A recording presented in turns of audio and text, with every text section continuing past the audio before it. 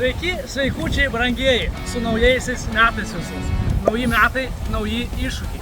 O šiemet aš jau linkiu daug iššūkių, nes be iššūkių gyvenimas gali būti liūdnesnis. Artimiausias mano šių metų iššūkis yra pagerinti Lietuvos rekordą buvimo lede. Ir daugeliui kyla klausimų, kam jam to reikia. Ir kam žmonės apskritai kankinasi ir lenda į tą šaltą vandenį. Žodžio kankinasi chebra čia egzistuoti negali, nes čia yra kaifas, čia yra endorfinai, čia yra dopaminas.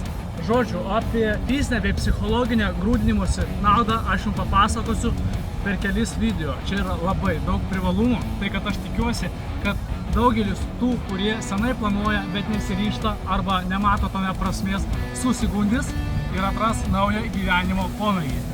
Su naujaisiais metais sveikatos jums!